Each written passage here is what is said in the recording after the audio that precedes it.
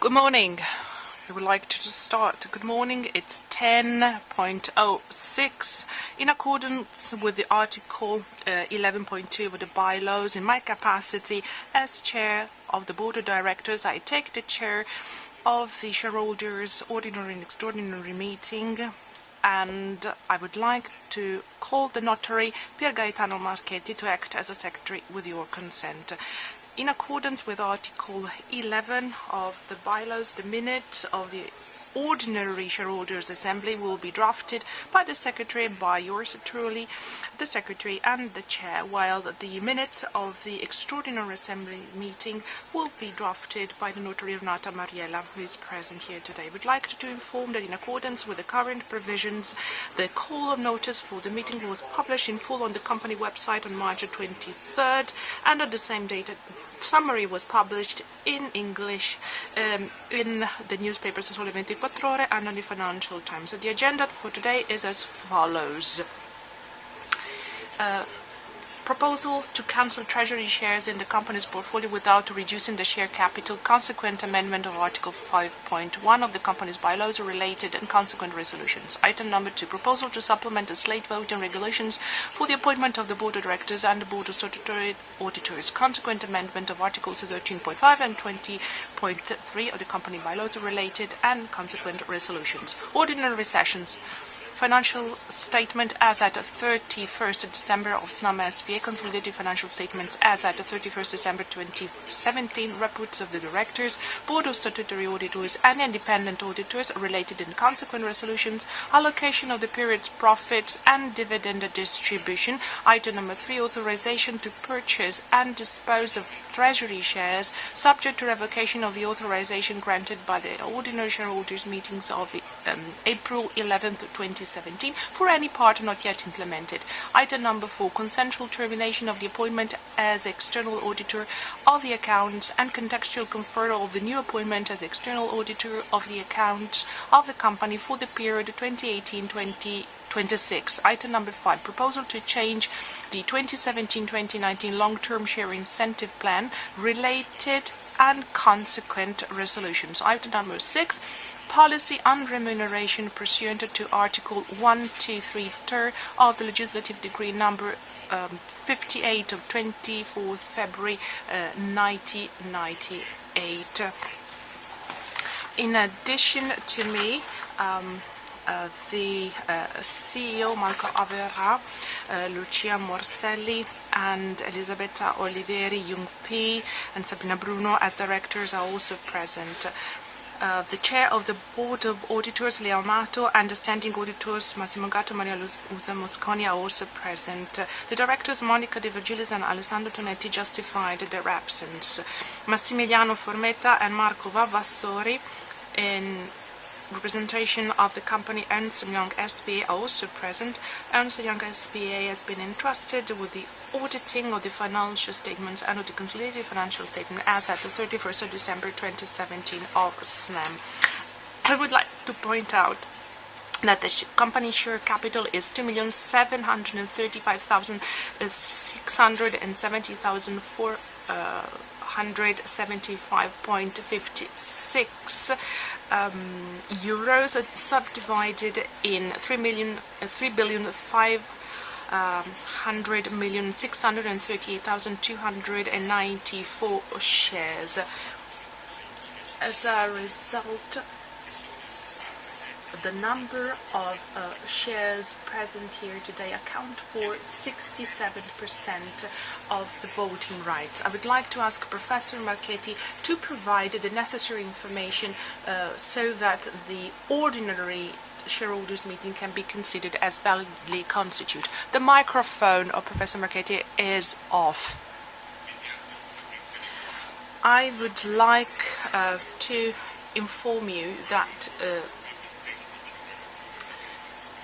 we are going to use an electronic voting system using a remote device for today's shareholders meeting, with the intention of reducing the time taken for the counting operation. In the case of any technical problems in relation to the voting using the remote device, voting will be carried out by show of hands. So we're now going to show a short video to show you how to use the electronic voting system with a remote device.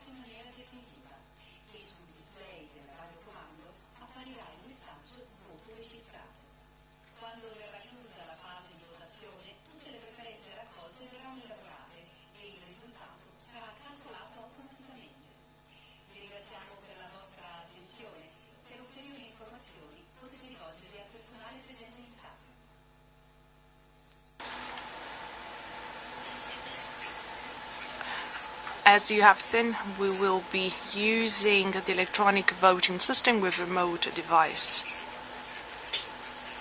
When you're asked to proceed to vote, the entitled person should express their vote by pressing just one of the buttons on the remote device labeled for, against or abstain, and then they should immediately press OK. Until this last button has been pressed, the voter can change his or her own vote, and the vote expressed will remain visible on the display until each voting session has ended. Votes may be expressed within 1 minute of the start of each voting session. After this period of time, voting will be declared to have closed. In the case of those entitled to vote who are present in person or through a proxy and proxies representing more than one entitled person, the details of their individual proxies or the groups of proxies for which they are called on to express a vote will appear in succession on the display of the device. If the remote device cannot be used for technical reasons, voting will take place by show of hands. Votes expressed in the room in ways other than those indicated will be void. Pursuant to Article 13 of the Legislative Decree number 196 of 2003, Code on the Protection of Personal Data, notes that the personal data, first and last name, place of birth, residence, and professional qualifications of those attending to the shareholders meeting where and will be requested in the forms and within the limits connected to the obligation, tasks, and purposes set out in the current law. Such data will be included in the minutes of the shareholders meeting after manual and automated processing, and can be the object of communication and dissemination, including abroad, also outside European Union, in the forms and within the limits connected to the obligation, tasks, and purposes set out in current law. The list of the names of those entitled to attend the meeting on their own account or as proxies, indicating the number of shares held by each and the delegated shareholder, if appropriate, is available to the shareholders meeting and is accompanied by a list of the names of any persons who arrived after or left before each vote, indicating the shares held by each. This will be annexed to the minutes of the shareholders meeting. Before each vote, the number of participants in the voting will be pointed out.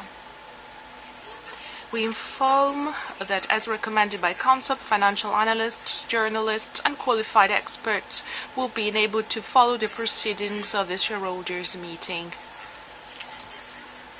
I also inform that, pursuant to Article 5.2 of the regulations, the Chairman's office has been established where Marco Reggiani, Secretary of the Board of Directors, will be located, assisted by Stefano Sperzani. We also point out that a system for the audiovisual recording of the proceedings is in operation in the room, solely for the purposes of assisting the preparation of the minutes. The recording will be available with a 5 minutes delay, or with your consent, on the company website Pursuant to Article 4 of the regulations for the meetings of the shareholders of Snam SPA, no recording devices other than those stated, no photographic or similar equipment of any kind can be used in the premises in which the shareholders meeting is going to take place. Simultaneous translation from Italian into English, will be provided. The headsets and the receivers for the simultaneous translation are available at the main entrance. Pursuant to Article 7 of the regulations, requests to speak can be submitted to the Chair's office from the moment the shareholders' meeting is constituted until the moment a debate on the corresponding item of the agenda is declared open. Each entitled person can make a single speech on each item on the agenda. Henceforth, the Chairman has set the maximum duration of each speech to 5 minutes on each item debated.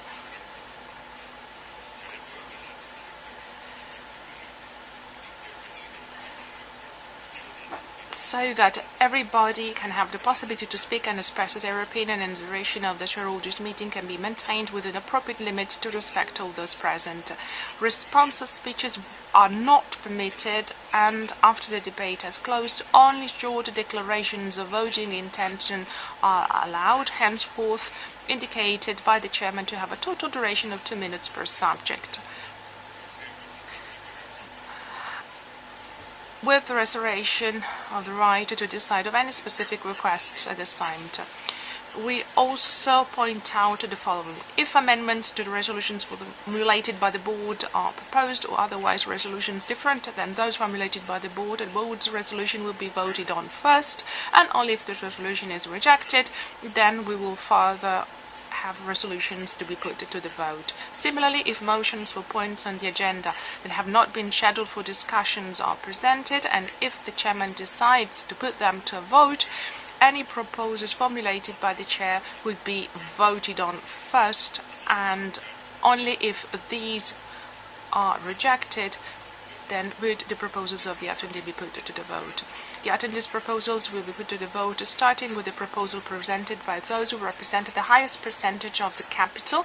Only if the proposal put to the vote should be rejected, the next proposal in order of capital represented will be put to the vote. Finally, regarding today's shareholders' meeting, the requirements of the statutory legislation and of the regulations on regulated market have been complied with.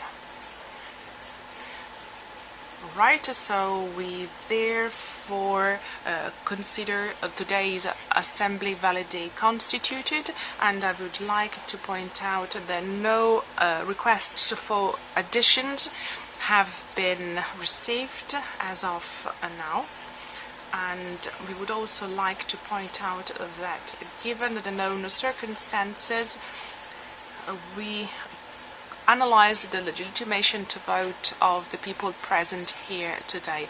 I ask anyway all those who are present here today to communicate if there is a lack of legitimacy to take part in the vote, or if any shareholders' agreements have been underlined. So I'm asking you to say this, or to raise your hand if, okay, take a note that none of the people present here today have made any communication from this point of view, and I therefore ask Professor Marchetti to provide further information for today's meeting. We would like to point out that on the 13th of April 2018, the company owns 3.7% of the company share capital, and as of the company bylaws are dated on the 13th of February 2018, the shares having a voting right with representing more than 3% of the company share capital, the company owns 4.8%, and Romano Minozzi 5.7%, BlackRock and the company is aware of the following shareholders agreement published in accordance with the law on the company's website. The shareholders agreement between CDP, State Grid Europe Limited and State Grid International Development Limited, also regarding Snam, pursuant to Article 122 of the CLF and Article 130 of the issue regulation. Regarding the questions formulated during the shareholders meeting, the procedure will be: answers will be given after the conclusion of all the speeches on the items on the agenda and after any short pause needed to prepare the replies in an organic way.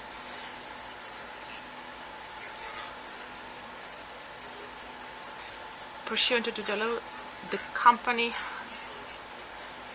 is represented here by its own representative, and therefore this applies to the ordinary as well as to the shareholders meeting. We also inform that regarding the right to put questions pursuant to Article 127 ter of Legislative Decree number 58 of 1998, no questions were received prior to the shareholders meeting. Pursuant to the law, the company has appointed Georgeson SRL, represented here by Lydia De Gasperi, as the subject representative, on whom those entitled may confer a proxy with voting instruction on all or some of the proposals on the agenda.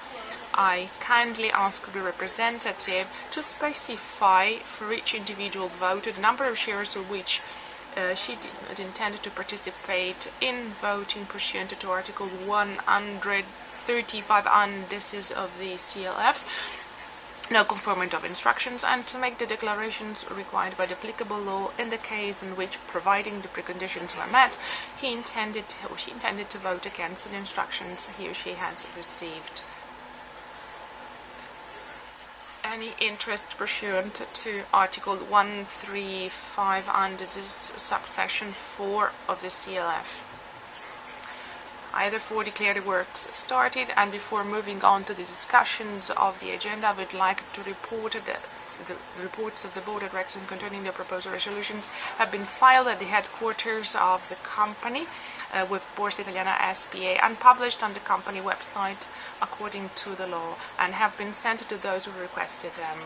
The printed file containing the aforementioned report, as well as the 2017 annual financial report of the 2018 compensation report, the 2017 corporate governance and ownership structure report, and the sustainability report 2017 according to GRI G4 compliant, have also been distributed at the entrance of the meeting room. As to all the items of the agenda, I propose that we don't read the full document. Now I would like to move to item number 1. Proposal of cancellation of treasuries in the portfolio without reduction of share capital and a modification of Article 5 of the bylaws and necessary deliberations. And now I would like to ask Professor Marchetti to read the proposal for the resolution of the board on point 1 in the agenda. Now, the proposal is the following. Dear shareholders, you are invited to resolve on the cancellation of a number of treasury shares equal to 31,599,715 without nominal value, keeping unchanged the amount of the share capital, with the consequent effects as per the law in terms of accounting representation in the statements of the company, and change Article 5.1 of the bylaws in the following way. The share capital is 2,730,475,56 divided in 3,469,038,579 without nominal value, and give mandate to the CEO, the highest powers, so that through proxies and according to the law, to execute this resolution and also act in the best interest of the company with additions, modifications, cancellations of formal character, not substantial, also for the recording and the registration in the register of the companies, and everything for the execution of the deliberations and resolutions, and also having the necessary power with the express declaration of approval and ratification. No shareholder has asked the floor on this, and now then we are going to tackle point 2, proposal of integration of the discipline of list vote for the appointment of the board and board of auditors, and modifications of Article 13.5 and 20.3 of the bylaws, and with necessary resolutions. And so I ask Professor Marchetti to proceed with the proposal of the resolution for the board. Now, the proposal for the modification is a modification of Article 13.5 and 20.3 of the bylaws with the same topic. So I'm going to read the change to Article 13.5 of the bylaws with about the majority lists and minority lists. But main point is paragraph B bis, saying that in case the majority list does not have a number of candidates sufficient to ensure the achievement of the number of directors to be elected as per letter A, then the directors will be drawn from the list as in the progressive order indicated in the list, after drawing the other directors from the minority lists as per letter B for the number of 3 positions, that is to say 3/10 of the total for that list, and then the remaining directors will be drawn for the positions not covered by the majority list from the list that has obtained the highest number of votes among the minority lists. We call it first minority list in relation to the number of candidates in that list. In case this is not enough, the remaining directors will be drawn in the same way from the following list, that is to say the second minority list, or maybe from the following ones, depending on the number of votes and the number of names in the lists. If the total number of candidates in the lists, both in the majority list and in the minority list, is lower than the number of directors to be elected, the remaining directors will be elected by the shareholders meeting with a resolution taken as per letter D. And the second one is on Article 20. So for the appointment of the Board of Auditors, and this says, in case, mutatis mutandis, there is a situation similar to that envisaged by Article 13.5, letter B bis, that is to say, majority list plus minority lists, if this is not enough to reach the required number, then both for the effective auditors and the alternate auditors, the same procedure will be applied because they are compatible with the law and legislation in force, and also with this article. So from the minority lists, and then subsequently from the following lists, for the compliance with the minority lists, also with the power to give to the CEO with a subdelegation power any wide power so that this resolution is executed, and also in case it is necessary to make modifications and additions or cancellations for the registration in the company registrar. No interventions here because, of course, also because the modifications are very clear. No shareholder has asked to speak. And so we are going to close this part. So this discussion is closed on the items on the agenda for the extraordinary part of the shareholders meeting, and so with the consent of the people here, I would like to start with the voting procedures for the proposals on CEO on the same items on the agenda. So first voting the proposal to the board on item 1, that is to say cancellation of treasury shares in the portfolio without reduction of share capital, with modifications of articles in the bylaws and resolutions. So please don't leave the room during the voting, and as per the legislation and the bylaws, please indicate if there is a lack of entitlement to the vote. So nobody is saying anything about this. So I would like to ask you to vote using the remote control within a minute from the start of the voting. And after 1 minute, we will declare the voting closed.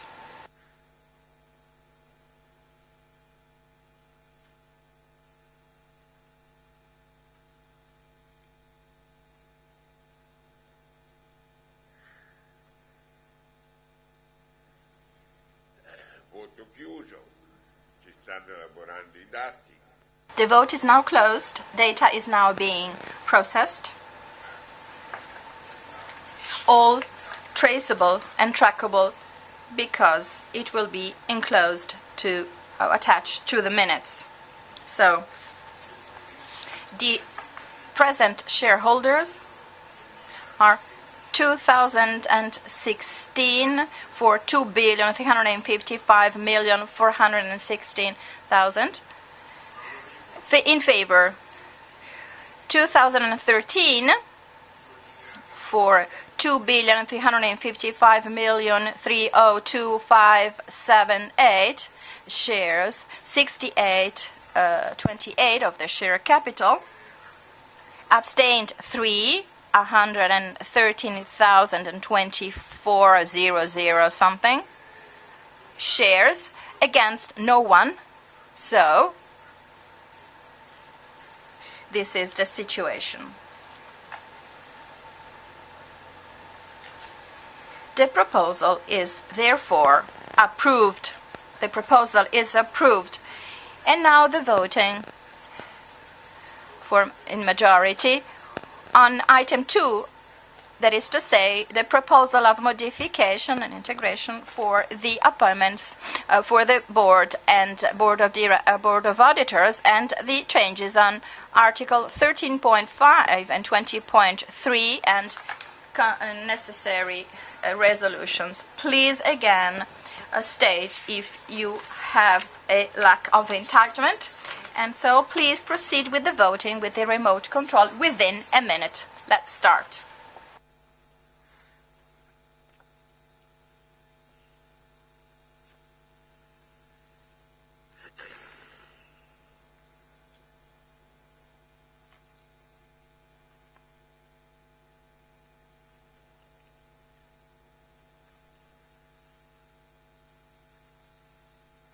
Elaborazione in corso. Data is now being processed.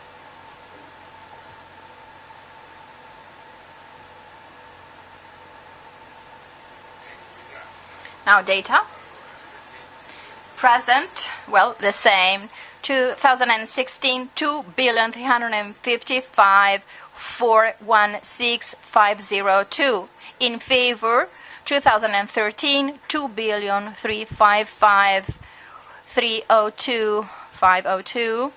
66.28% of the share capital. Abstained 3, 113,924,000 something. Against no one. So the proposal of item 2 in the agenda is approved with the majority. So since the voting procedure for the items of the extraordinary part of the shareholders meeting, I declare the extraordinary part closed and open.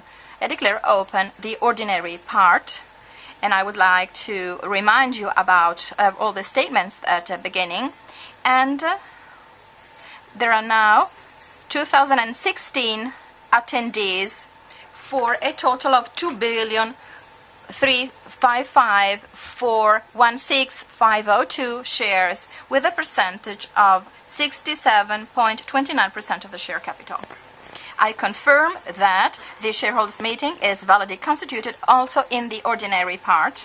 Based on the type of the items in the agenda, I propose to deal at the same time those on item 1 and 2. Of course, the voting will be held separately. I also propose for all the topics on the agenda to omit the reading of the documentation. The proposals of resolutions will be read. If you agree, now I would like to deal with item 1 and 2, that is to say, statements for the year of Snam SPA, consolidated statement at December 31st, 2017, report of the managers of the Board of Auditors and the auditors with the necessary resolutions, and item 2, allocation of the earnings and the dividend. So I would like to ask Professor Marchetti to give some information about the documentations for the accounts.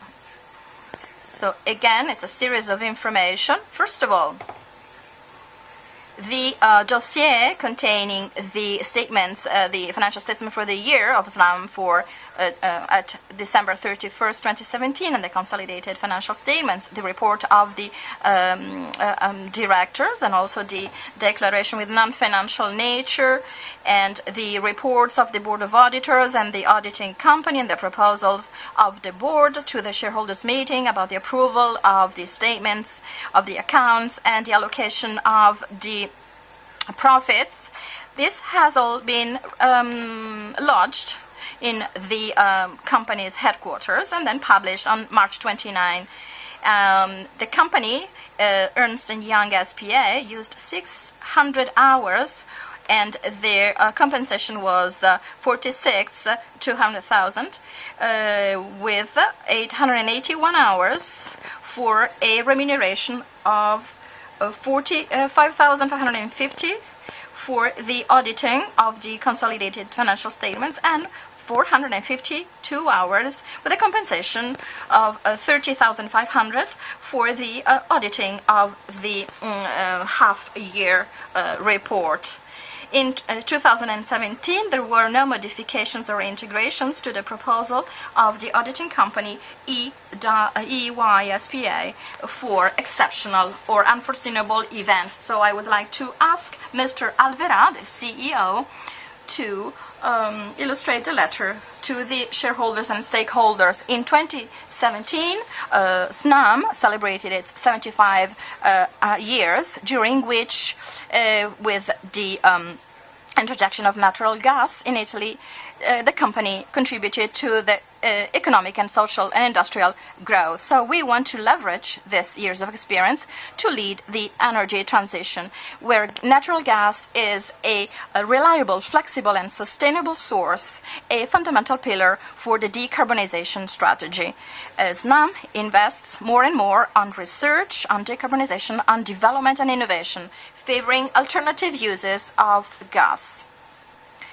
In 2017, for example, we launched Snam for Mobility, a new company for sustainable transportation with the use of natural gas in cars, and important contracts were signed, among which one with Eni, and in May we started to develop the first refill stations, our refill stations on natural gas in Italy.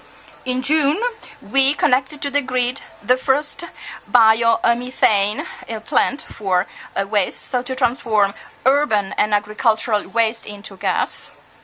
This is going to be used to meet up to 10% of national consumption in a totally renewable way, so in the long period.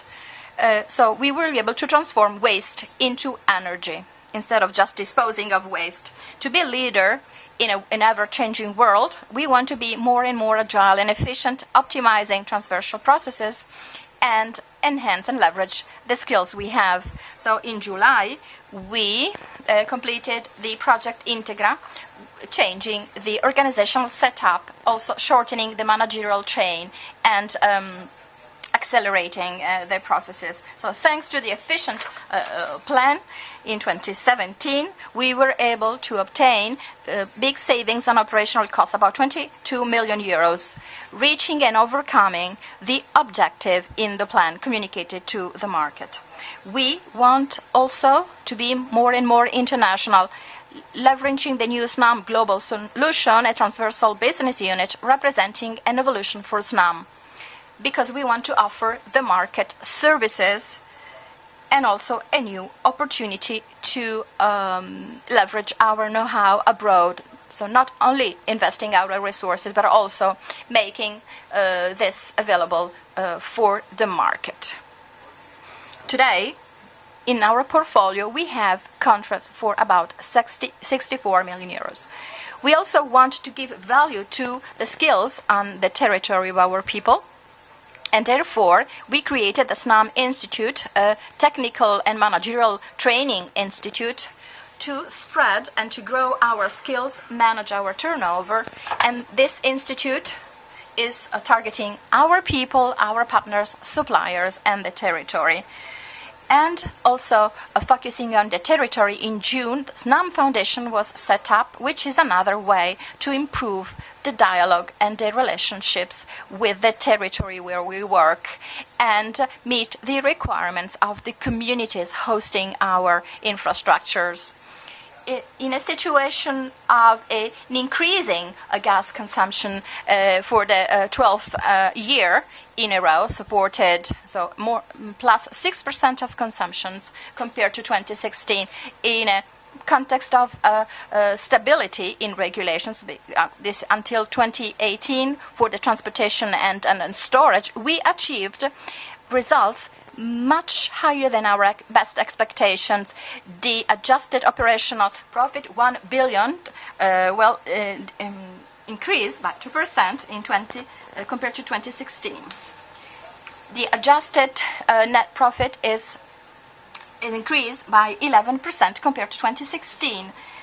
The net cash flow of operational activities allowed to finance completely the requirements equal to 1,431 million, and also generate a free cash flow of 423 million euros. Net financial debt, after paying the investments and after paying the dividend for 2016, which was 718 million euros, and the purchase of treasury shares and M&A activities, is increased by 924 million euros compared to 2016. In October 2017, we concluded the repurchase on the market of bonds for 607 million euros, with a average coupon of 2.5% and a residual duration of 4.5 years. This purchase was financed mostly through a new issue, 650 million euros, with a coupon equal to 1.375% and a duration of 10 years.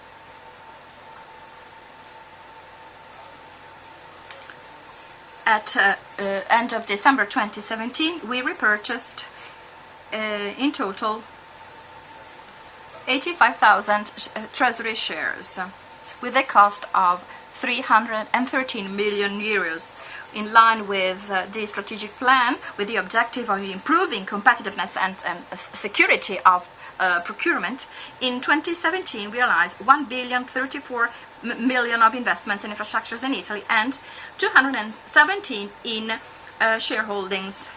We bought 100% of share capital of Infrastrutture Trasporto Gas and 7.3% of Adriatic LNG in Rovigo, which used to be belong to Edison, plus 220 million euros invested in the TAP, the company that will be transporting gas in Europe coming from the Caspian Sea.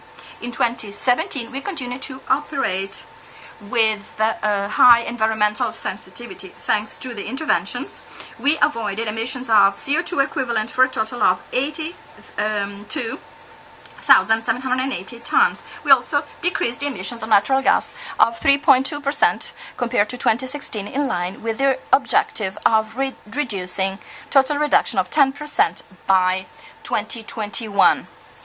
To confirm our continuous effort in enhancing sustainability as an integral part of the business model, Snam was confirmed this year to the exclusive A list of the Carbon Disclosure Project, the index, which is an important reference point for investors when they choose the companies.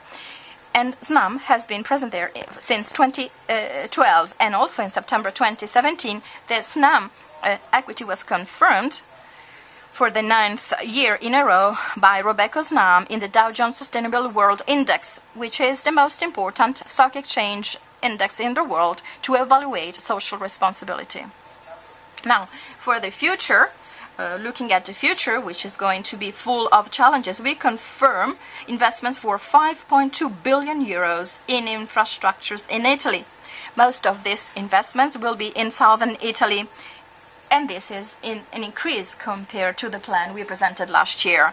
We want to be a leading company. We want to continue being the leading company in gas in Italy and in Europe. This means being more and more global, more innovative in the creation and management of new businesses, more efficient, stronger in our skills, and closer to people and the territory. So this also means being greener and renewable through biomethane today and tomorrow new uses of gas.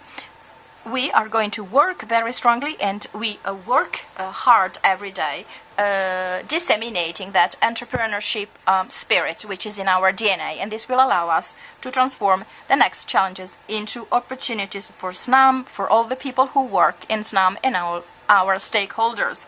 Based on the results achieved in 2017 and the interesting prospects for the company, the board intends to propose to the shareholders meeting the distribution of a dividend of 0.2155 euros per share, of which 0.0862 for shares already distributed as provisional in January 2018, to confirm Snam's commitment to ensure shareholders an attractive remuneration, also very sustainable over time. Thank you very much, Marco. I would like to ask Leo Amato, Chair of the Board of Directors, and Massimiliano Formetta, Partner of Ernst & Young SPA, to read the conclusions contained in the report of the Board of Directors to the shareholders meeting, as under Article 153 of the Legislative Decree number 58 of 1998 and Article 2429 of the Civil Code, and the concluding part of the report to the Directors' report of the financial statements. Thank you. The Board of Directors, based on the financial statements as at the 31st of December 2017, submitted to the Board of Directors on March 13, 2018, does not see any partial or complete obstacle to its approval, and therefore expresses a favorable opinion concerning the proposal of the allocation of the profits and distribution of dividends tabled by the Board of Directors. The Board of Auditors therefore asks you to resolve on this topic. Thank you. Mr. Tomei, you now have the floor. Good morning, everybody. In our view, the financial statements provide a truthful and correct representation of the asset and financial situation of Snam SPA as at the 31st of December 2017, of the economic results under the cash flows for the financial year at the end of last year. as in line with the international financial reporting standards adopted by the European Union, as well as the provisions implemented according to Article 9 of Legislative Decree 28 of February 2005, number 38.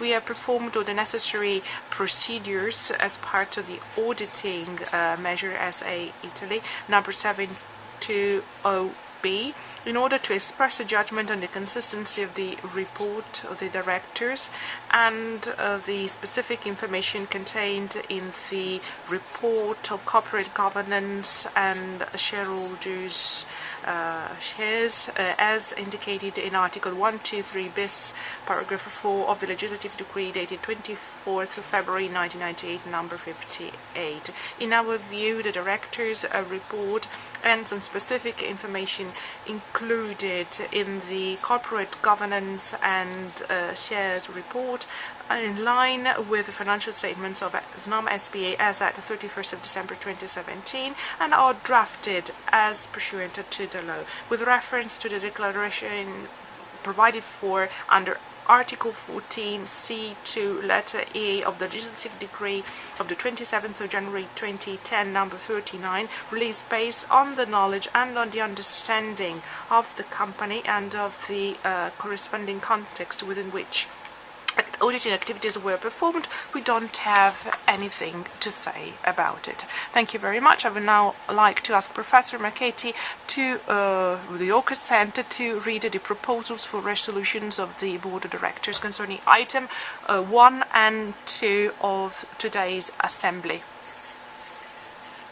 Snam SPA financial statement as at 31st of December 2017. The financial statement closes with a profit of 675,325,425.97 euro. Allocation of period's profits and dividend distribution. Dear shareholders, you are invited to approve the financial statement as at the 31st of December 2017, which closes with a profit of 677,325,425.93 euro. To allocate the profit for the year of 77,325,425.90, which remains after distribution of the first dividends for the financial year 2017, amounting to 0.0862 euro per share, as approved by the Board of Directors of November the 6th, 2017, as follows. Shareholders will receive by sort of dividend 0.1293 euro for shares that will be in circulation at the dividend date, with exclusion of treasury shares at part of portfolio at that date, to settle the accounts for dividends by using the remaining profits for previous financial years. As a result, concerning all the payments and settlements, the dividend will amount to 0.1293 euro per share, and we therefore propose to pay this dividend of 0.1293 euro per share, and as a coupon date we consider 18th of June 2018, with record date on the 19th of June 2018. We now have people who have declared their intentions to take the floor concerning the first and the second item on the agenda. And I think that these people will make one single bit. Francesca Colombo per ITS CR. You now have the floor.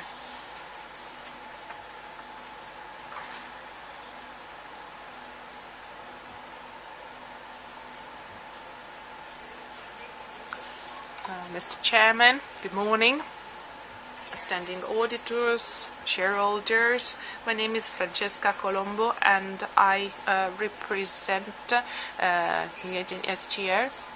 common investment funds, who are taking part for the 6th year in a row in the shareholders meeting of Snam SPA, since we are very attentive investors and we are particularly focused on corporate activities and corporate responsibility. We'd like to congratulate the management for the results achieved, and thank you very much for giving us the opportunity to share views of the last few years. This year as well, we would like to ask you a few questions, and we would like to convene a meeting with you to discuss about several topics. I would like to ask 4 questions about human rights, sustainable cities, environmental protection, and I would also like to make a consideration concerning dividends.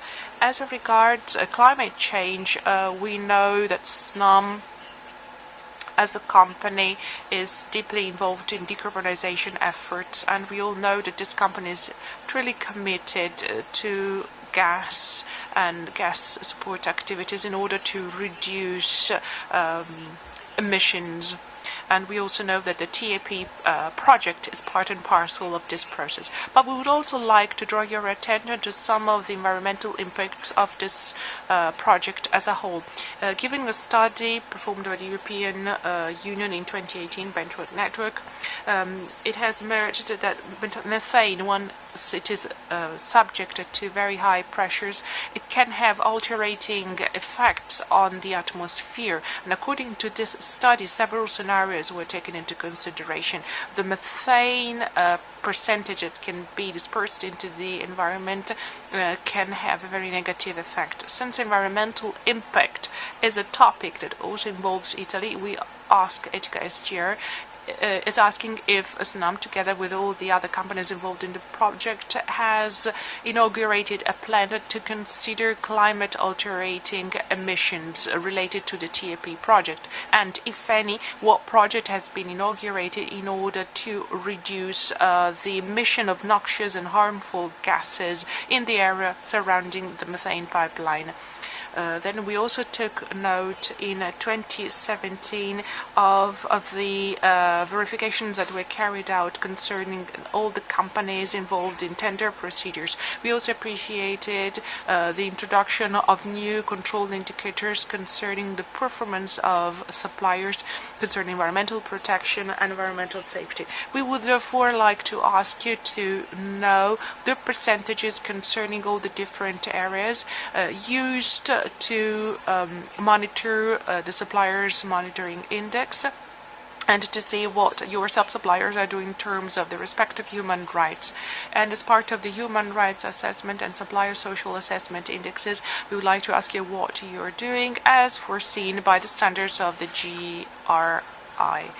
And then the third question concerns the sustainability of cities, and in light of your commitment as Snam to concentrate on low emission economy related emissions, and we would like to know how many investments have been made as part of Snam for mobility in the next few years, and we would also like to know what projects are in the pipeline at Snam in order to support the development of sustainable cities.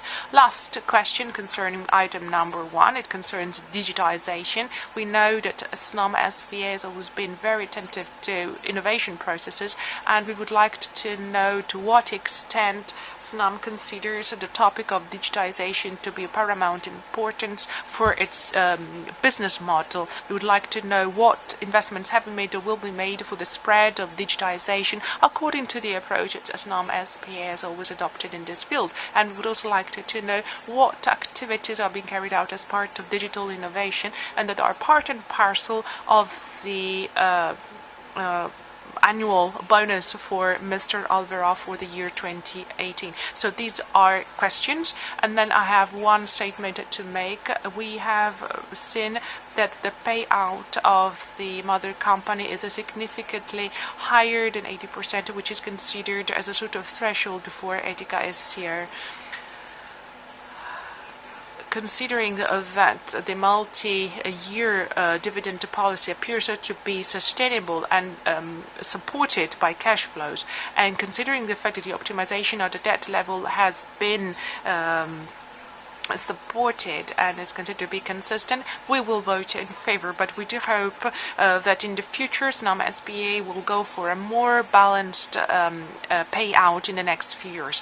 Of course, we will continue following the dividend policies in light of the investments made and in the light of the debt level and in light of the cash flow. Thank you for your attention. Mr. Mario Croce will now take the floor.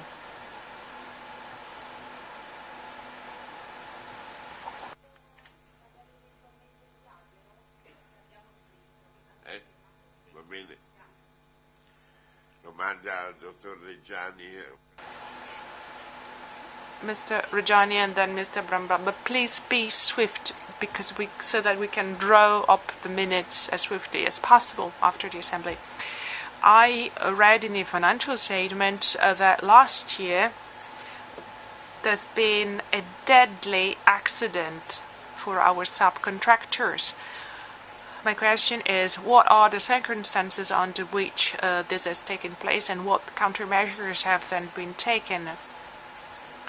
Other accidents have also been mentioned, and I would like to ask if among these severe accidents, what the circumstances have been and what other countermeasures have been taken.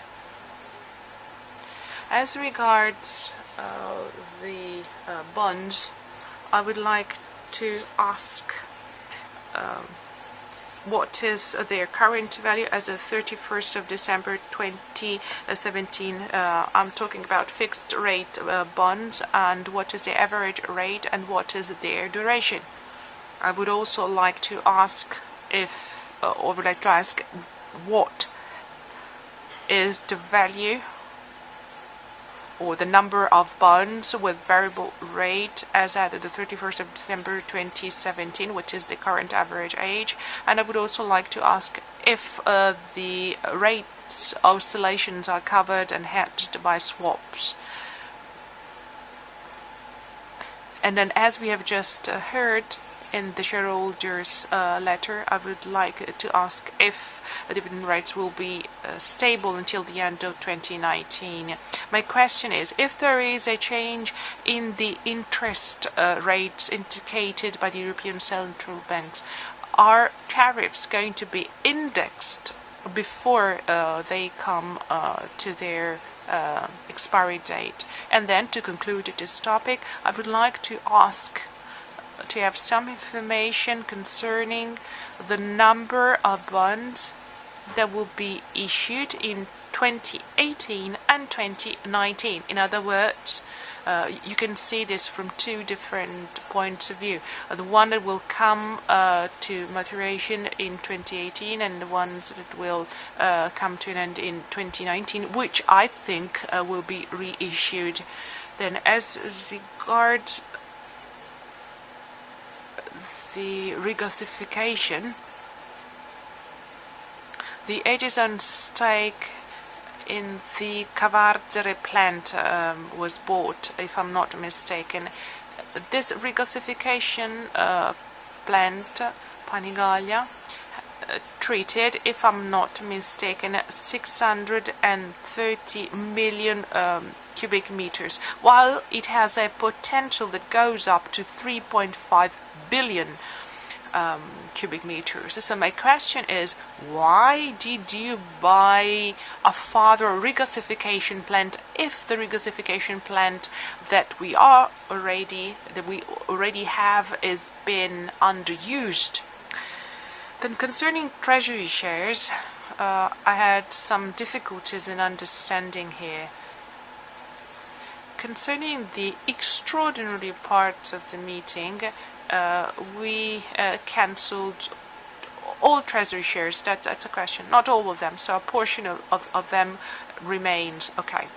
So, as in the financial statement and at the 31st of December 2017, these shares used to have a value I'm asking based on the average cost that we have borne. So if we have a look at the liability side of the financial statements, it seems that there is a value that basically strikes the positive value. And then at the end of this assembly, then you are asking for an authorization to buy some treasury shares again. So we have cancelled treasury shares. So doesn't this have a negative influence on the financial statements? We bought them at a specific price, and I'm not sure whether it was above or under the average price as of the 31st of December 2017. So what I'm asking is, doesn't this have any influence on the financial statements? Then let me turn to the methane pipeline of TAP. I read a statement in the newspapers Sole 24 Ore on the 24th of May 2013, and this was signed by Sissi Bellomo. And in this statement, the chair, that was then CEO, on the sidelines of the GE in Venice, stated the following: this South Corridor is without any doubt a very interesting project, because the Caucasian area will be considered as a very important area for supply, and the first country that this methane pipeline may encounter is Italy in Europe. But we are not really interested in buying a stake about it. We are regulated operators, so it wouldn't really make sense to be part and parcel of a methane pipeline, because the shareholders are actually purchasing companies. So our risk profile is completely different. And now we are shareholders. We have 20% of TAP. We made an investment in 2017 of about 200 million euros, and we were reading about it in the shareholders letter. So what I'm asking is, has our risk profile changed? And if so, or if not, why have we changed our strategy? Let me now turn to my last question. In November 2016, we had the demerger between Snam, or separation between Snam and Italgas. Maybe this was made by chance, or maybe this was made by purpose, but the exchange rate was such that the share value was very similar. As a matter of fact, on the very first day after this separation, the 7th of November 2015, if I have correctly read the values, Snam closed at 3.94 euros and Italgas closed at 3.97 euros.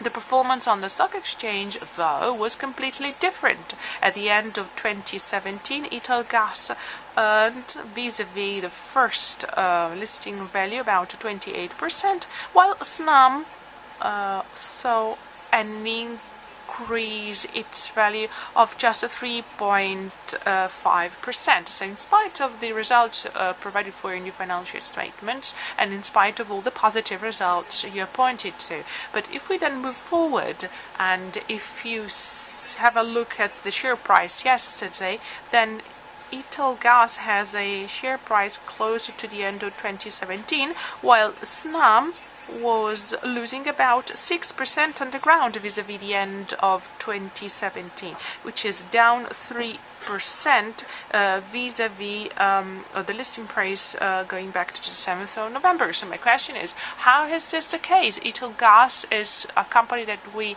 have a stake in, so I'm sure that you have certainly studied its financial statements and its strategy. Is it possible that Arab tariffs are more favorable than Snam's tariffs, or is the market now penalizing Snam, and therefore the price to profit relationship, the price to asset relationship have not been duly taken into consideration? Thank you very much for your attention. Grazie. Thank you. And now Ms. Claudia Loizzi.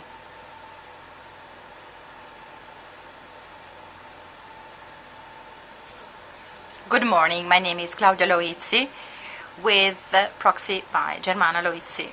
2017 was a very positive year for Snam. a solid investment program and renew focus on being an agile, innovative and efficient company. And this allowed to improve the objectives in the plan you presented last year, ensuring to the shareholders more than satisfying dividends. These results, additionally, were obtained in an economic situation that was still difficult, with a very uncertain and confused political situation. Among the most important events, we can include on October 13, 2017, the acquisition of 100% of the share capital of Infrastrutture Trasporto Gas SPA and 7% of Adriatic LNG SRL. My question is, what are the results that are expected for this operation? You also recorded a reduction in operational costs. How did you achieve this? Snam recognizes that the success of a company is measured through a combination of economic, environmental and social factors, meeting the requirements of all the stakeholders. Sustainability is therefore an important value for your company. How do you organize this from an operational point of view? I would like to make a consideration on what is happening in Sulmona. In one communication from yours, you say that they are underground structures which have low environmental impact with no dangers for security and health for people. Can you confirm this? The update of the strategic plan 2017-2021 of Snam confirms total investments of 5.2 billion euros. In Italy, Snam will continue to invest to widen the national network, including the liquid gas improvement in Sardinia and the reverse flow projects, allowing a bidirectional flow of gas. Now, enhancing your investments also means making our country more competitive. Can you please give us an overview of what has been done and in what direction gas distribution is moving in Italy, and also the role of innovations also from an international point of view? Snam has been chosen as preferred investor in the competition for DESFA, an operation which was appreciated also by the analysts. But the importance of this competition is not really economic, it is more geopolitical. Is it possible to have further details on this operation? Lastly, I read with pleasure that after a pilot phase, Snam, with smart working, will involve 600 people who will be able to work from home up to 1 day a week. This is a commendable initiative, confirming Snam's closeness to their employees. Thank you. Thank you. Please give me your report.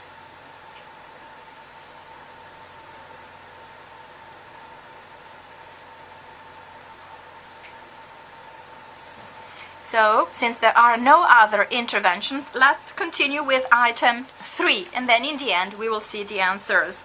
Authorization to purchase and dispose of treasury shares after revoking the authorization of the shareholders meeting in 2017 for the part non-executed. I would like to ask Professor Marchetti to read the proposal of the board on item 3 and also for the interventions of the shareholders.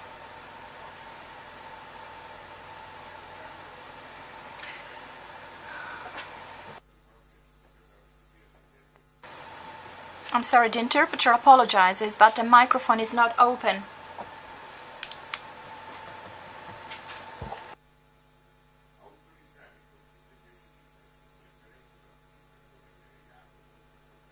The interpreter apologizes, but unfortunately the microphone is not on. 18 months from today for an maximum amount of 500 million euros. And with a maximum amount of 134,564,883 shares without exceeding 6.5% of the share capital subscribed, also in consideration of the treasury shares already held by the company by using with Article 144 bis, Item 1, Letter B of the issuer's regulations, or in the ways established by market practice allowed by CONSOB as per the by Article 596/2014 and Article 144 bis, Paragraph 1, Letter D ter of the issuer's regulation, or in different ways, if allowed, in as per Article 132, Paragraph 3 of the GUF or other provisions applicable. The consideration for the purchase operations cannot be more than 5% and not lower than 5% compared to the reference price identified on the MTA in the day before each operation. If the company wants to support the liquidity of their treasury shares as per market practice, as per Article 180, Paragraph 1, Letter C, on the activity of support to liquidity on the market allowed by CONSOB with Resolution 16839 dated March 2009, and following modifications or replacements, the purchase price will be established as per that market practice. The treasury shares purchase operations will have to be carried out as per the attached report. And for the purposes there described, authorize the board and the CEO with power of subdelegation to, without limitations in terms of time, and also after finishing all the purchases, to carry out dispositions, acts of some or all the shares as per the sale, operations and disposal and or use of treasury shares. The CEO and the board is given the power for the also determination of the consideration and ways and the terms and conditions of use of the share in the portfolio, in consideration of the ways used and the performance of prices of the shares in the period previous to the operation. This is through either directly or through intermediaries in compliance with all the national and European Union regulations. This has to be carried out as per the report attached to this resolution and for the purposes described there. No one has asked to speak, so now we are going to deal with item 4, that is to say the consensual termination for the mandate of auditing, and at the same time the granting of the mandate for the new auditors for the period 2018-2026. So I would like to ask Professor Marchetti to read the proposal for the resolution of the board for item 4 in the agenda. I am going to read the conclusive part of the report of the Board of Auditors for the termination of the mandate for the auditing and the granting of a new mandate for the period 2018-2026 contained in the report. So the Board of Auditors gives a positive opinion on the consensual termination for the mandate of auditing granted to Ernst & Young S.p.A. By the shareholders meeting in April 2010, and also at the same time proposing to give mandate for auditing as per the Regulation 537/2014 on the specific requirements on auditing of companies of public interest, and also Legislative Decree 39/2010 on auditing, annual auditing and consolidated accounts for 9 years, and specifically for the years concluded at December 31st of the years from 2018 to 2026 to the auditing company PricewaterhouseCoopers SPA with the head office in Milan, via Monte Rosa, number 91, with a tax code and tax number, well, I'm going to spare you this, with number 12979880155 in the company register, and everything in compliance also of economic terms contained in the offer presented by PwC and summarized in the proposal of the Board of Auditors after the resolution of the shareholders meeting on the consensual termination of the mandate to Ernst & Young SPA. The Board of Auditors proposes to grant mandate to the CEO with the power of subdelegation for the drawing up and the signing of all deeds in relation to the formalization of the consensual termination for Ernst & Young, and the granting of the new mandate to Price PwC, and also to carry out any other procedure as per the legislation in force. There are no people wanting to speak, so we're now going to deal with item 5, proposal to change the long-term incentive plan for 2017-2019 with the necessary resolutions. I would like to inform you that the document on this plan changes point 1.2 as per Article 114 bis of Legislative Decree number 58 and Article 84 bis of the TUF execution part adopted by Council with deliberation of May 99, and following modifications. This was lodged in the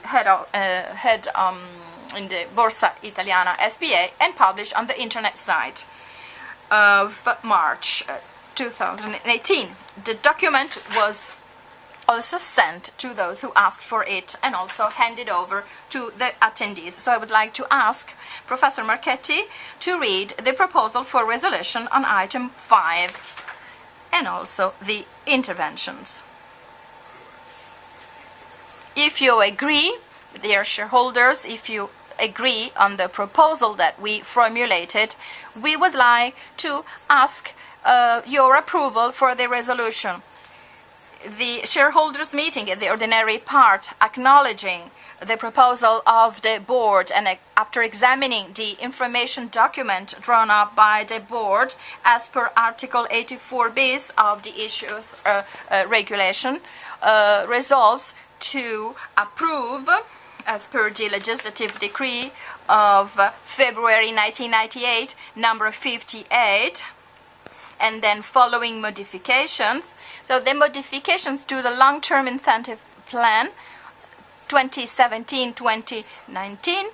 So on the proposal of the Remuneration Committee, the board on March 13, 2008, and as per the condition described in the document that is attached to the reports of the board. That is to say, the extension of the participation in the plan and also other possible beneficiaries in the management part of the company, and also to grant to the board a proxy to reflect the changes of the regulations and any power and necessary to completely carry out this resolution with the power of subdelegation. Since there are no interventions here, we will apologize.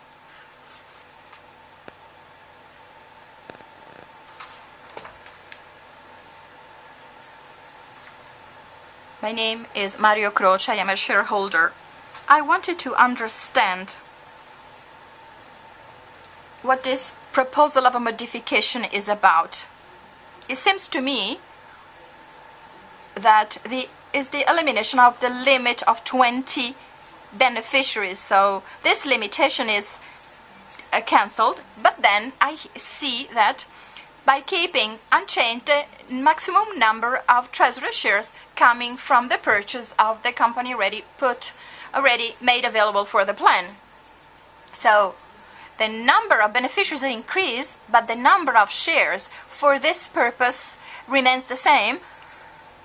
So maybe someone will get less because the number of beneficiaries has been increased. Is that so?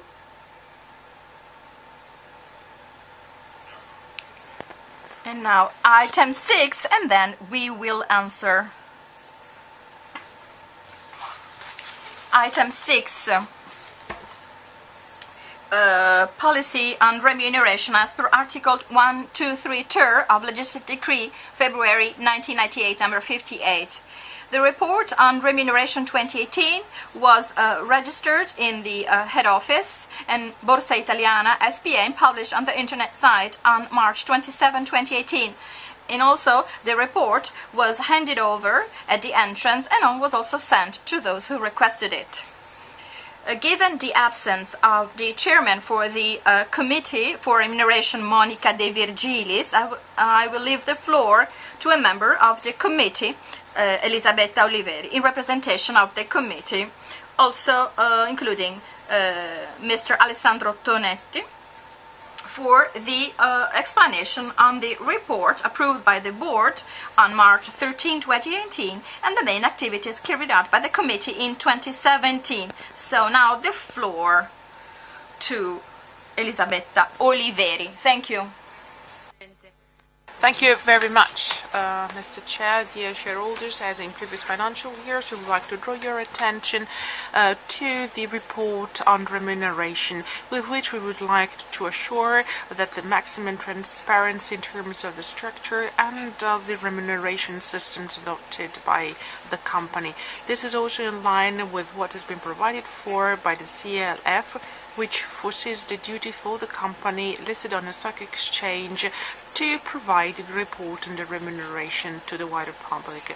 The Committee for Remuneration, which is made up by myself and by the Chair Monica De Virgilio and Alessandro Tonetti, is fully committed to ensure the alignment with the best practices on international level and to the European and national standards, thus contributing to support and foster the development of the company in consistency with its strategic plan. During the year 2017, with the support of the competent company bodies, we intensified the exchange of views as per usual with the stakeholders.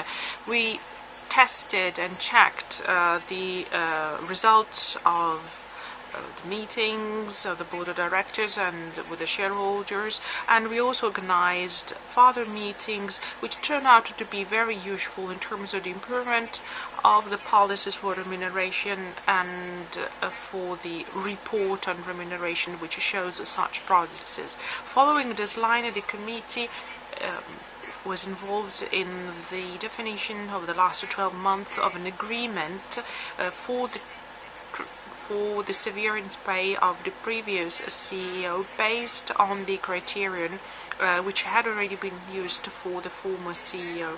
The committee also worked to implement and to define performance levels that are the underlying indicators of the incentivization plan for the long-term period based on shares, and this was done with the aim of aligning the performance of the management with the interests of the shareholders.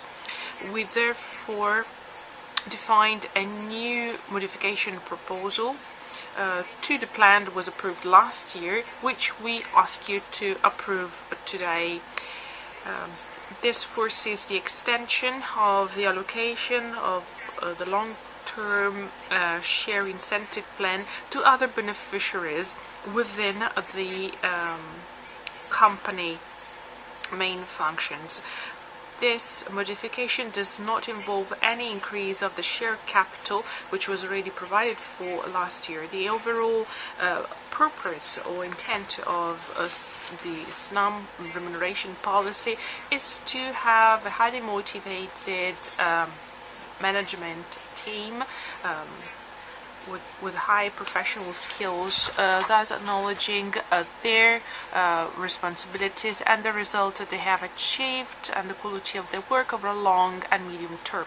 Thank you very much, Mrs. Olavetta Olivieri. And now, with your consent, I would like to ask Professor Marchetti to read the proposal for resolution as under item 6 of today's shareholders meeting. Dear shareholders, you are invited to approve the proposal for resolution as under the report on remuneration, 3 of Article 123 of the CLF. The floor now goes to Francesca Colombo. Concerning this item on the agenda, we would like to express our appreciation. So thank you for providing exhaustive and clear information as regards remuneration information. So we are going to vote in favor. We would like to thank you for the intense work that has been carried out over last year.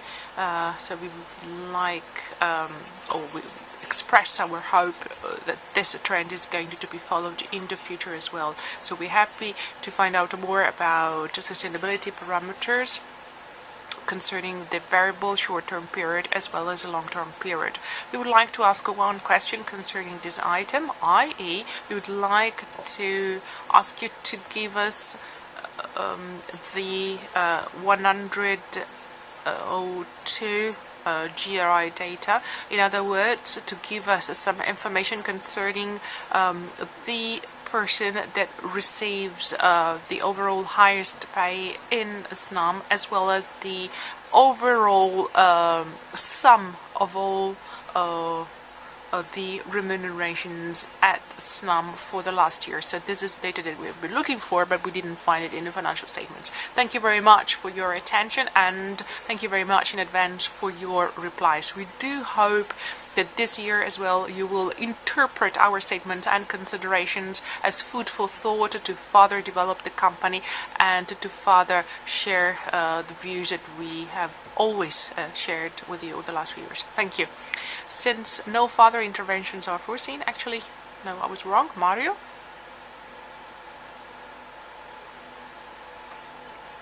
Just a couple of considerations.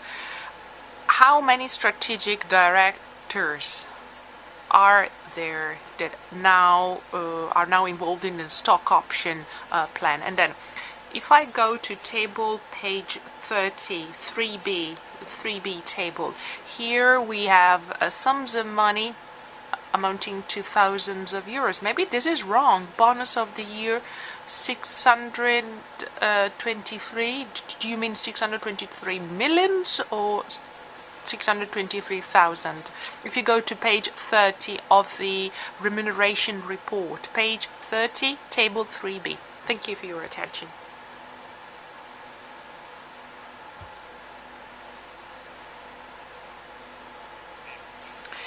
Good, thank you. I think we are now going to stop for about 20 minutes. We're going to drink a coffee and we will prepare all the replies to your questions. Thank you.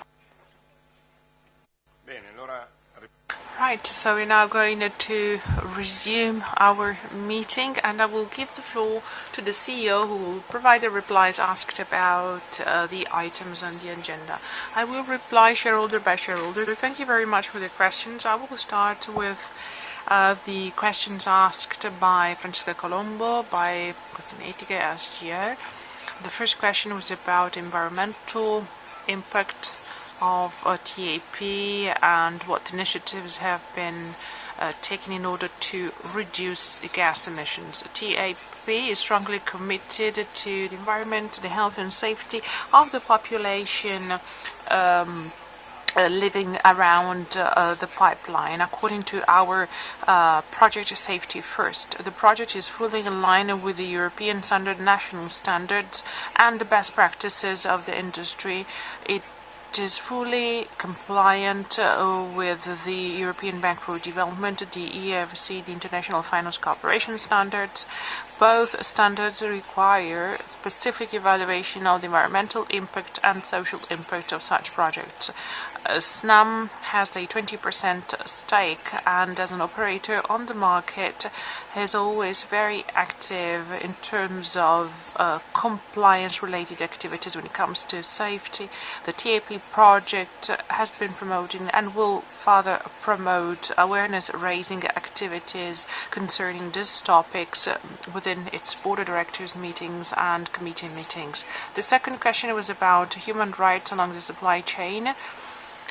So you wanted to know the percentages that are used in terms of ratings, and the reply is that we have been using a rating, rating, that considers 4 areas. The first one is the compliance with technical requirements, and quality accounts for 40% of the general rate. The second item is health and safety and environment. This accounts for 30%, and then compliance with set timelines, this accounts for 20%, and relationship with the supplier, this accounts for the remaining 20%. With specific reference to the environment, health and safety area, which accounts for 30%, here we also take into consideration the rights of workers and human rights, and we also consider the necessary documentation when it comes to the health, environment and safety activity. Then you also asked us how we performed the assessments in terms of social assessments. In this case, Snam entertains a relationship in full transparency with our suppliers, and once a supply relationship has been established, then we involve suppliers in processes for the improvement of performance levels. We organize a Partners Day here with all our suppliers, and we organized such a meeting last year as well in order to raise the awareness of our partners in terms of innovation value, sustainability, corporate ethics, and safety at the workplace, which is a very important topic to us. With reference to the human rights, the suppliers are being analyzed according to their practices, and all the qualified suppliers are analyzed in terms of their human rights, whatever category they belong to, whether they provide services or just goods. As to this topic, we're also in the process of adopting a new certification system, which will be an ad hoc system. Etika also asked us some questions about sustainable cities and the sustainability of cities. We have 90 million euros investments in terms of refueling stations for the next 80 to 90 years. Over the last few months, we have witnessed a strong increase in the demand for new refueling stations. It's not really up to us to make investments. We can do investments, others can do investments. What is really important to us is that they all connect to our network so that we can foster the decarbonization process of the country. And then along with the development of new refueling stations, we also cooperate with TNG stations through agreements which we have signed with API, Fiat, FCA, Iveco, Eni, and we currently have a Volkswagen in Italy that has been releasing new models A3, A4 and Q4 with methane as a fuel. So, and I think that they are already sold out on the market. And then we are also reconverting our car fleet to methane, and we have launched an integrated communication plan to cooperate with our partners in order to further increase the perception of these energy, just to make sure this energy can be perceived as a perfect alternative to diesel in order to reduce fine dust and improve the quality of the air, so that air is becoming more and more breathable. And then I think we had another question by Etika concerning further projects concerning sustainable cities. And here again I would like to point out all the investments that we are performing in terms of microgeneration projects a lot of already existing buildings are based on conventional boiler systems, so there's still a lot of room for maneuver to improve thermal efficiency. More recently, we bought a company that is called DET, and we will be launching some joint initiatives to further support energy efficiency. Now, as to digitization, the question was what investments we are performing in order to spread digitization. We have already mentioned this in a couple of times. Digitization is one of the main pillars of our strategy, and the overall investment value is 35 million euros. Among the projects that we're going to carry out just concerning digitization, we have introduced 1,500 iPads for our workforce. 1,200 are going to be used by technical staff that will use that on a daily basis for maintenance on the spot and for checking their schedule. So this has already swifted up our maintenance cycle. Then we're also cooperating as regards process automation, and we are increasing corporate automation just to make sure that all our people can work and cooperate in a very destructured way vis-a-vis hierarchical relationships within the company. And then we are also trying to make our workplace as agile, as lean as possible through smart work, where technology comes in and helps people to work remotely. And we have 600 people that are already working remotely, that are already involved in smart working activities. Then you also asked questions about what portion of the digital innovation will lead to the distribution of profits for 2018. We would like to activate interfunctional teams that will work in a semi-agile way in order to carry out two of the projects which I have already mentioned earlier on, and they are part of my personal evaluation report. Then as regards the remuneration portion, given the fact that there is no specific method for the calculation of the 100 and 238 ratio, and given the fact that there is a lot of potential for customization in this field, we would like to inform that for the year 2017 the pay ratio at Snam was 1:17, including then the gross remuneration total amount of all full-time employees at Snam. I hope that I have reply to all the questions. Now I would like to go on with the replies to the questions of shareholder Mario Croce. The most important question is for sure the deadly accident. Accidents are one of the most important topics for us. They are much more important than anything else. Of course, we always start with this topics when we meet. The accident that you mentioned, it was a deadly accident. Involved the Sapsa supplier close to Landriano, close to Pavia, and the causes are still being investigated by the local authorities. As far as we know, no Snam employees are under investigation. The measures that we have taken are very strong measures, so we suspended our supplier for 6 months, although they were already carrying out other projects with us, and then we excluded this from other tender procedures. But more importantly, on the top of all our normal activities that we carry out in terms of awareness raising and safety procedures, we decided to launch a new project, Snam for Safety, which involves all our people together with the support of an external consultant, which is DuPont. And so we have really performed intense scouting activities on the market, and we found out that DuPont is actually the leader in this market. So we will draft a questionnaire for all our employees just to make sure we know what the state of the art is, the current situation is. So we know that in this case rules needed to be abided by, but we want to shed some light on the general behavior of Snam employees. Our trend in terms of accident prevention is improving a lot, and when we perform benchmark activities with similar companies, then we really are performing very well. So we can just further improve the behavior of people by raising their awareness, by involving them in awareness raising activities. So that will be my task, our task for the future, and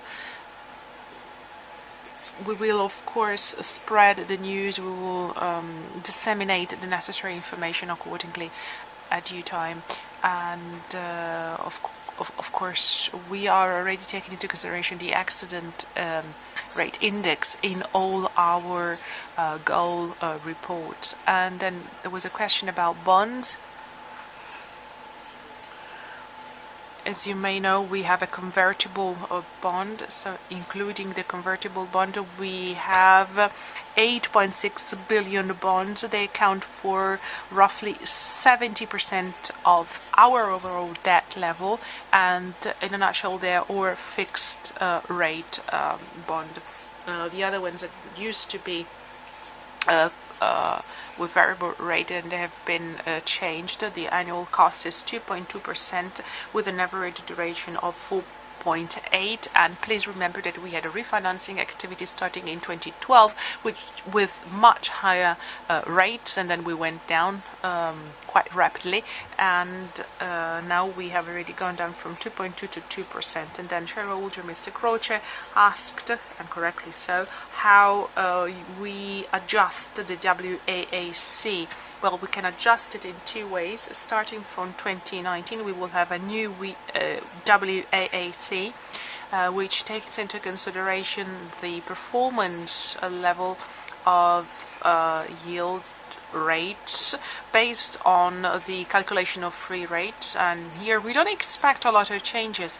From the 1st of October 2017 till the 30th of September 2018, a monitoring period has been inaugurated. So if spread values had gone up a lot between France, Spain, Germany, and so on and so forth, then we would have seen an increase in rates. While we actually realize that all these rates have been kept quite low, so we do believe that the risk-free rate will remain as such. Then we have the country risk premium, which will be adjusted according to the gap between again the BTB and bond spread gap, and so we don't really expect many changes as regards the adjustment of the WAAC in the year 2019. And I do hope that I have replied to all your questions.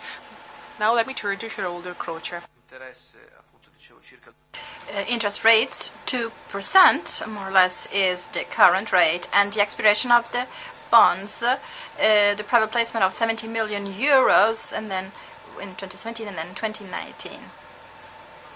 And then there was a question on regasification, why we have bought the Rovigo terminal compared to Panigaglia.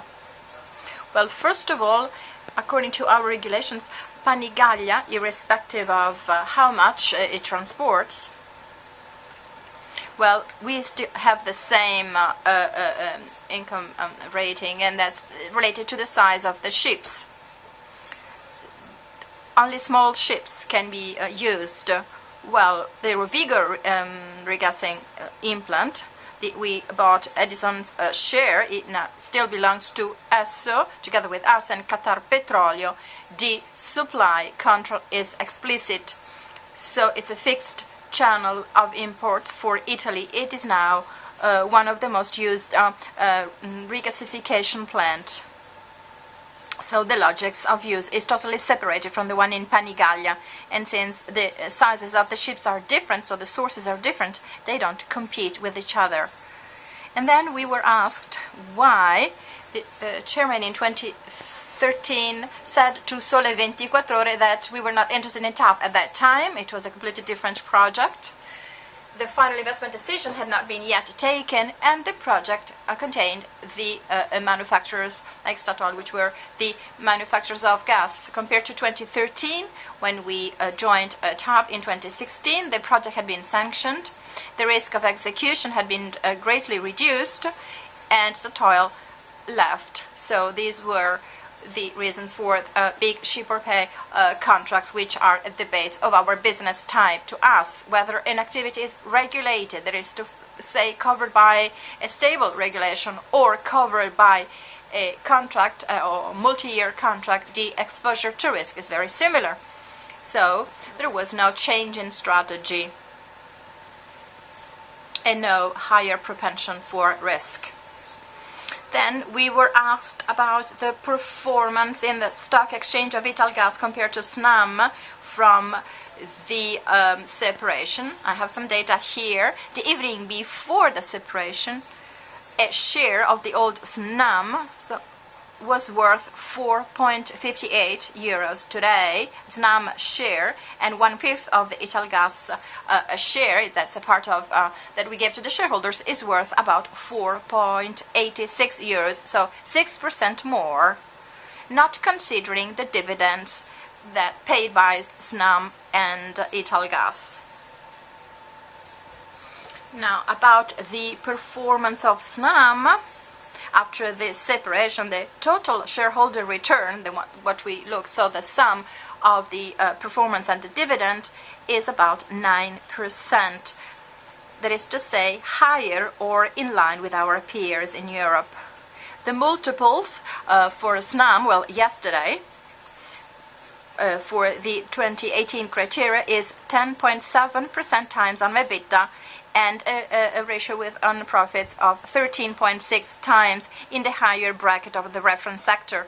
As for Italgas, I must say that the stock exchange performance is very nice for us, 13.5%, and here, more in general, I can say that this is what is wanted when you have a separation. So incorporating a business, which has different characteristics, and let it grow by itself, since we are shareholders, and many of our shareholders are now shareholders of Italgas. This is a reason to be satisfied.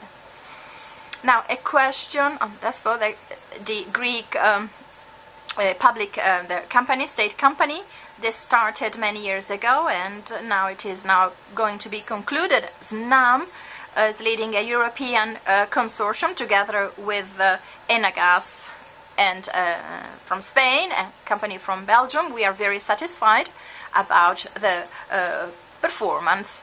We hope to come to the closing very soon. This has a geopolitical important project. Of course, we are involved with strategy, and this has an importance in terms of finance and strategy, not so much for the Greek market per se, but because Greece is a country of passage. And then the question on the bidirectional flows, it is clear that here, as Snam and as a country, we want Italy to become more and more a gas hub, to increase security of procurement, and also to reduce the cost of the bills. Today, Europe has a great disadvantage compared to the US on the cost of the supply. We know that Italy has to pay a premium compared to other countries. If we are able to be a hub and export gas from Italy to northern countries, then gas will be cheaper for families, and especially for the companies that are now starting to recover, and so they need gas to be cheaper to win the challenges and competition. And then there was a question on operational costs.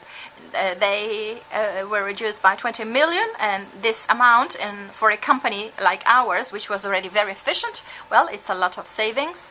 We had expected a benefit of more than 10 million and 25 in the 5-year plan, so almost 20 million in the first year. So we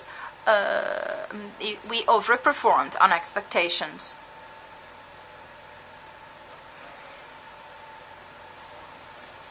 Now, based on this good result, we extended the planned objective from 25 to 40 million euros. Well, if you want to, savings come from 2/3 related to corporate expenses and 1/3 related to operations, especially the integration of the dispatching and maintenance activities between transportation and storage. This is the project I mentioned in my letter before. domanda sulla Sardegna. A question on Sardinia. Sardinia has now the old gas pipeline, which was supposed to go from Algeria to Italy. Now, for the Sardinian families, it is important to have natural gas, because now the heating uses LPG now, which has a bad impact. Plus, the government has decided to proceed with decarbonization, so natural gas is the only alternative to increase and to improve the possible uses of this in Sardinia, to continue decarbonization, and also to have a sustainable transportation system for trucks and ships and cars. So we are involved in the realization together with a partner. And so we hope that we will be able to start with the works very soon. So I think that I concluded the answers for item 1. Item 2 now. We were asked what about the organization of sustainability? We adopt a model that is integrated with the business one. All the investments we make are evaluated based on their consequences on sustainability, so that we can establish precise objectives in terms of climate change, environmental impact, and consequences on the territory and also the stakeholders. I mentioned the inclusion of Snam in the indices in our sustainability report is very explicit and reports precisely on all of these actions. Then another question on whether we confirm what we declared on the absence of damage to people or property in our projects in the center of Italy. Here we would like to remind you that, of course, communication is never enough. We have to go door to door in all the communities where we work and want to work, to comfort them and telling them when we talk about natural gas is the most clean source existing, is the safest. These works are underground and have no visual impact, have no sound impact, have no type of impact related to emissions. Where we have depressurization plants, there are ordinary activities of gas combustion which have almost zero impact, similar to a small or medium-sized condominium. So negligible impacts. So we will always repeat and ensure and tell everyone that there is no reason to be concerned. There is no scientist who ever established a relation between natural gas emissions and damage to health in any country. What is urgent is reducing the use of oil in the boilers and the use of coal to have a cleaner air, and ideally also with a better price, especially if the alternatives are LPG and oil. And then there are precise questions from Mr. Croce. Yes, you are right. There was a mistake in the unit of measurement on that table, because it's not 630 million euros. The bonus is paid. It's 17, concluding me, the managers and executives who have this shareholding incentive plan, and all those holding a strategic role. When we look at the numbers, the number of beneficiaries, yes, it's higher. So when we were talking about that number, but that number had already been expressed in the extension of the number of beneficiaries on the calculation of number of shares that we are not going to cancel. So from that point of view, it's the same. I hope that I was able to answer to all the questions. Thank you.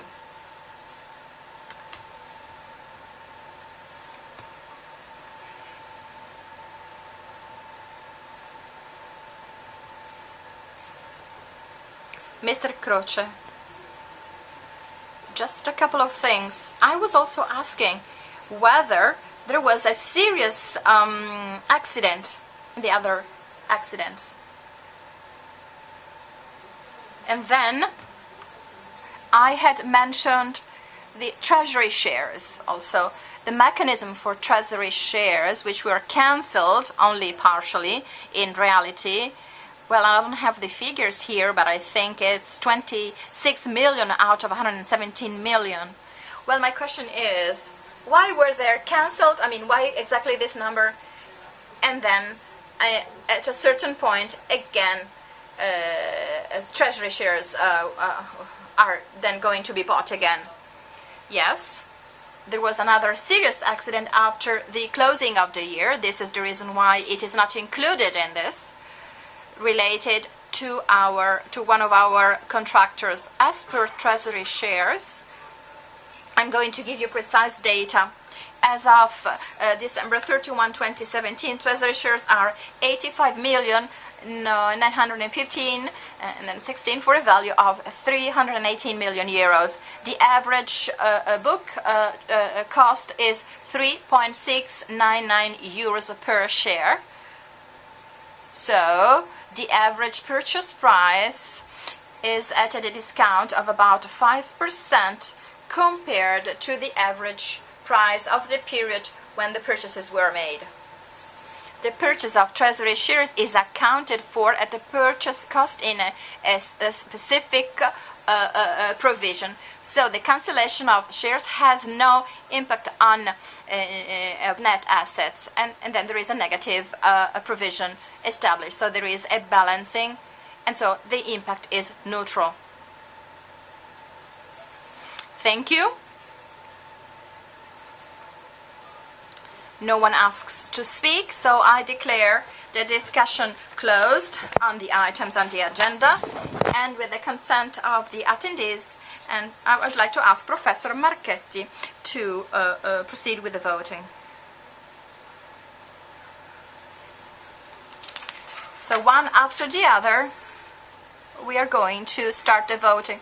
The first voting is about item 1, the financial statements at December 31st, 2017, consolidated financial statements, report of the Board of Auditors and of the directors. That is to say, the approval of the financial statement.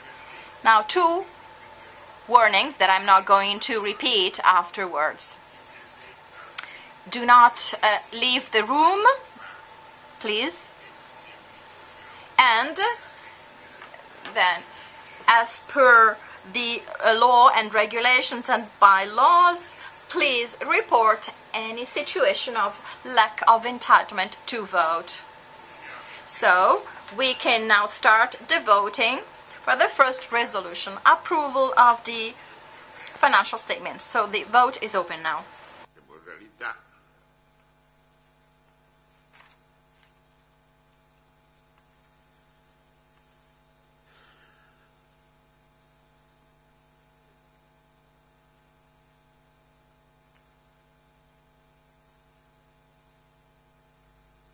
Voto chiuso. Now the voting is closed.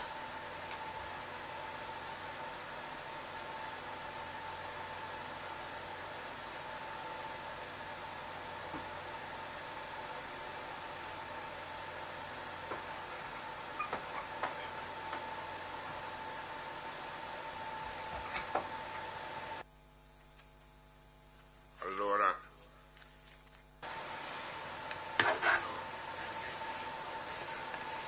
2017 shareholders present for 2,355,417,502 shares, 67.29% of the share capital in favor.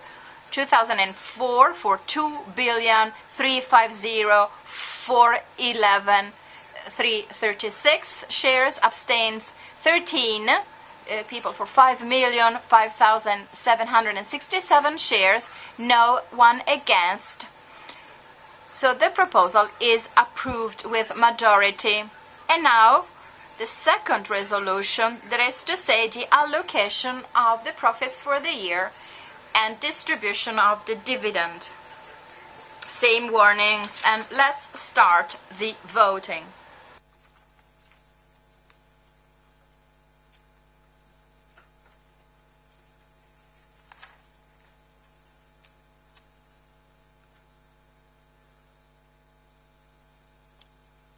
è chiuso.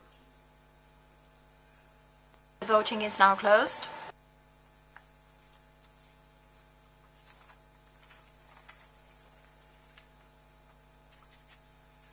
Allora, quanti...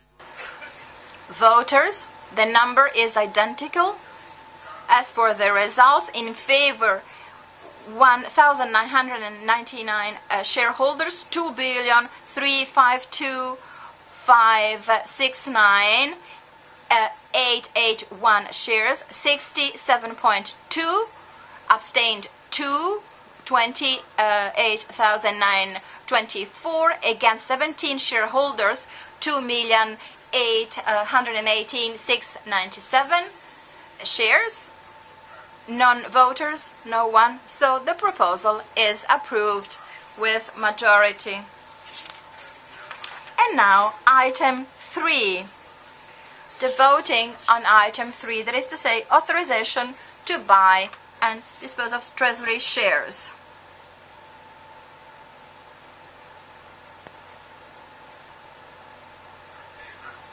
I apologize. Item number 3.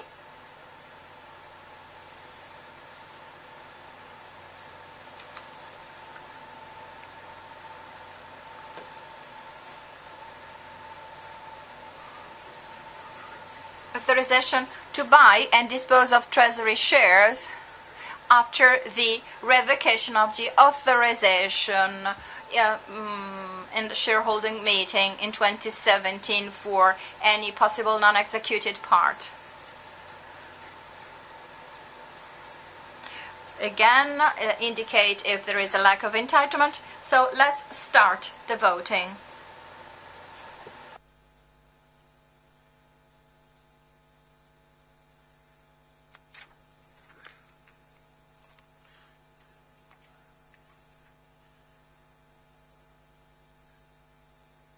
Chiuso.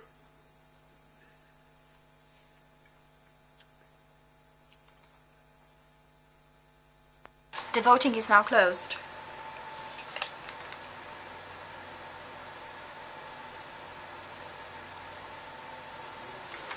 The number of shareholders present is the same, 2017. In favor, 1,926 shareholders, 2,388,183. 5 people abstained.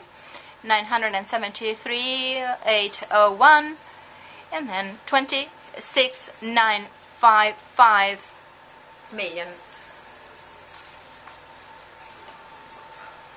So, also this proposal on the purchase and disposal of treasury shares is approved with majority. Now, the fourth resolution about the fourth item in the agenda, consensual termination of the auditing mandate and granting of the new mandate for the auditing of accounts for 2018-2025. Same invitation to state any lack of entitlement, and the voting is now open.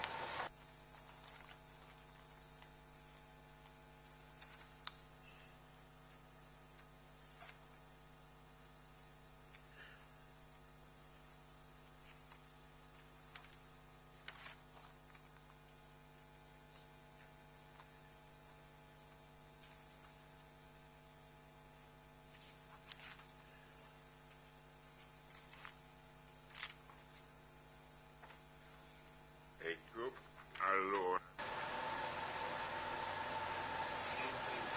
Same number of attendees, 2017 in favor 1,959, 341,645,745 shares, abstained 3, 113,924,000 shares, and against 55, 13,657,833, 30,657,633 There are no people abstaining.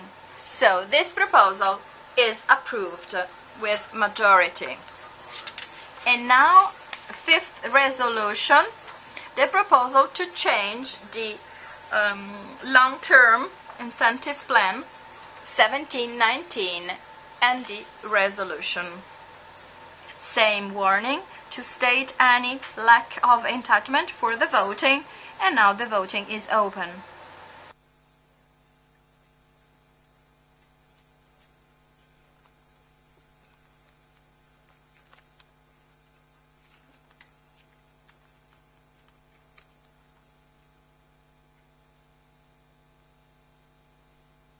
Voto è chiuso.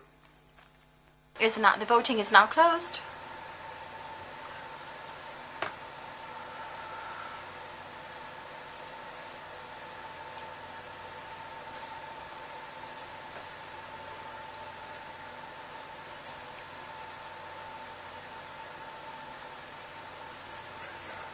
The number of voters is the same. In favor, 1,814,000 for 2,261,552,124 shares. Abstained 6, 283,801 against 196, 92,843,394. Non-voters, 1 shareholder, 735,183 shares. Therefore, also this proposal is approved with majority. So last proposal, it's the one on the policy on remuneration as per Article 123 ter of Legislative Decree February 24, 1998, number 58. Please state any lack of entitlement. La votazione è aperta. Voting is now open.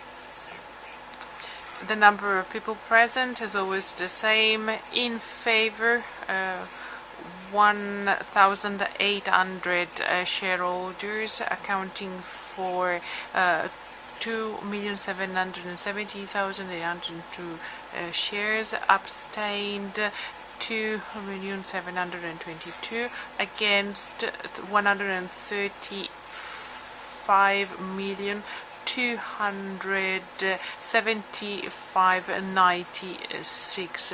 One non-voting person for 1,300 shares. So this proposal is approved by majority as well.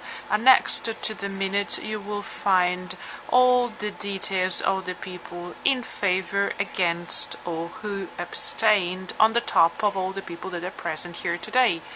Since there is nothing else to resolve on, we close today's assembly at 12:46. Thank you.